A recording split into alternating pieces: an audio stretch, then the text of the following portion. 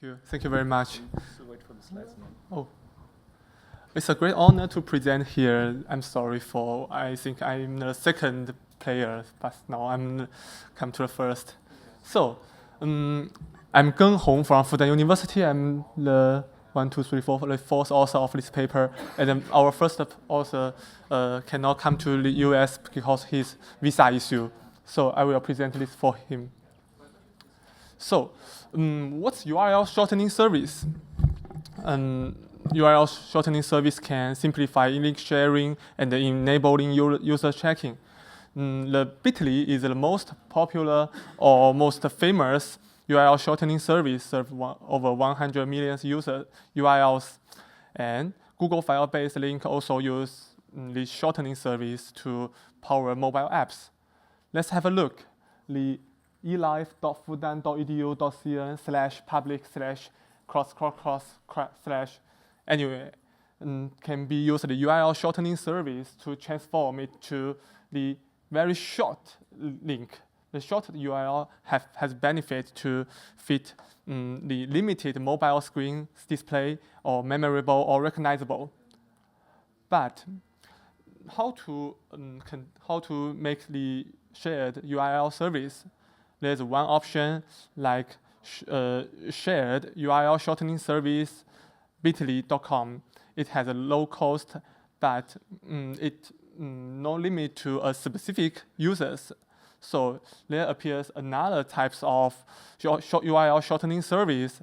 We name that dedicated URL shortening service, which may have a high reputation. It uses a brand domain name such as Walmart, Amazon, Shell.com, etc. And it's designed to have a high security enforcement, which only serves the trusted URLs, such as Walmart only serve Walmart URL, Amazon only serve Amazon URL. But there is a critical question that where the dedicated URL shortening service implemented an adequate security measure to enforce its assumption. In this work, we find a misdirection attack to reveal nowadays many applications, many websites, it implemented dedicated URL shortening service with an insecure method. In our threat model, web attackers may compromise a vulnerable DUSS to serve malicious URLs, and victims may visit this link and find it be hacked. And this is not a very, very novel terms, since in 2012, the USA.gov has been hacked. The URL shortening service has been hacked, and within 6 days, more than 4,000 victims appears. So let's have a look at how attackers can find vulnerable URL shortening service. First, it probes the URL shortening service to get where there exists a DUSS, and then it constructs a dedicated URL. In this case, the DUSS service will check if the genuine or the benign URL in the host 1001.com. If yes, it will transform it to a shortened service u.1001.cn. Then, if he sends a evil URL to this service, and it will get a shortened URLs, and he can use this evil.com to act as a benign URLs to send it to anyone else to do phishing, to remote code injection, etc. So to face these questions, we first study the entire attack surface and find the detection method and to evaluate some security impact of this attack. So to study this question, the first question we met is how to find the DUSS data set. in the wild, there didn't exist some SOTA work. So we first collect the URLs from social media reports, and we found the URL length, and we get a lot of that URLs that which may be a DUSS link. So after that, we to distill it from the URL length or response code, response header, and then we found some URLs which has the redirect capability, and to distill that the shared URL shortening service and the dedicated URL shortening service. So we found 88 unique DUSs. We find there exist two types of DUSs. First is self-developed, like many famous network corporation or technical corporations such as Reddit, YouTube. It has its own developed service, and some other companies may buy the third-party hosted commercial DUSS service like Bitly. These two types exist. That the left side it can host this service, and the third-party side only use the CNAME, DNS CNAME technique to point to the Bitly or tinyURL service. So, and we also find there exists some incorrect security implementation in this DUSS service, such as domain check and path check. It may meet that it may, for the domain check as an example, when we add the @ in the HTTPS URL, it may bypass the check service. And the second issue is how to find vulnerable DUSs in the wild. Frankly speaking, this technical challenges is our met in this study, but we have tried several paths to solve this issue. And the final, we choose the following method to solve this question. First, we need to identify the DUSS API.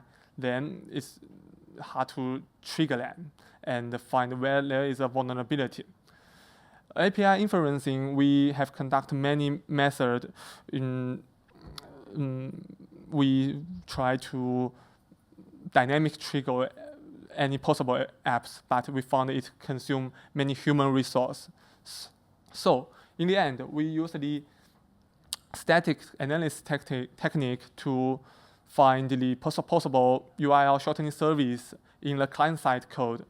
And we think if you want to shortening a URL, you first update a longer URL, then receive a shortened URL. So it's the first indicator. And then we also find some third-party API calls may be integrated with a SDK calls. And then the second approach is that how to trigger this API. This step seems that has not very research technical, but in the real world, in our study we find it's not so easy to actually trigger this API calls. And since we all want to test whether this API is vulnerable, we also need to replace or instrument this API calls to insert some potential test case. So we also paid a lot of time to generate this step. And finally, to try to test the vulnerability detection as much as possible, and cause a very limited security impact or conduct ethical scanning.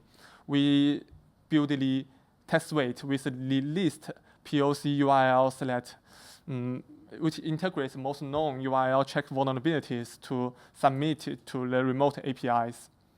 And we found that analyzing around 300 APKs and find around 15 link shortening service and verify the 22 vulnerability API after around 300 tests. And as the social impact, security impact, first of all, on the social users prefer to trust to the well domain names. It's our well-known issue. And our test the URL's Chenko rank to the phishing tank is around 1 to 1 million, and the average number is around 50,000. But in our collected shortening service is around 10,000, which has a higher domain ranks, which means users may be deceived by this, may more easily be deceived. And as for the domain-based checker, we find that since I remember that in the first several pages that the DUSS is have a security concerns that which only redirect the trusted URLs. So if we can bypass these security checks, that many security checks can be failed. So we find that around 11 apps and webs are vulnerable to the misdirection attacks, and many are famous apps in the world. So as a conclusion, we have conducted the first systematic study and uncovering DUSS and proposed some detection method to detect the misdirection attack in the wild and find some widely ranging security implications such as phishing and bypassing domain checkers. That's all. Thank you. Thanks a lot for this talk. So do we have any questions from the audience? So what I would like, so you found 22 vulnerable services, right? Yeah. Can you give us an intuition, what were their mistakes? So why were they vulnerable? Okay. For example, as the one of these 4 apps, they think you submit a link to the DUSS service. By design, it should only transfer its own link. But when we submit malicious URL and bypasses checks, you as a user, you think you click an official link, but instead you click our phishing link. So you may be scammed. Okay. So how could they avoid this problem? Okay. We also list some mitigation in our paper, but I think one of the most important is that even though your security assumption is that you only transfer the trusted link, so you should make the correct, complete security check before a client side send you a request. Yeah. Okay. Then thanks again for the presentation. Thank you.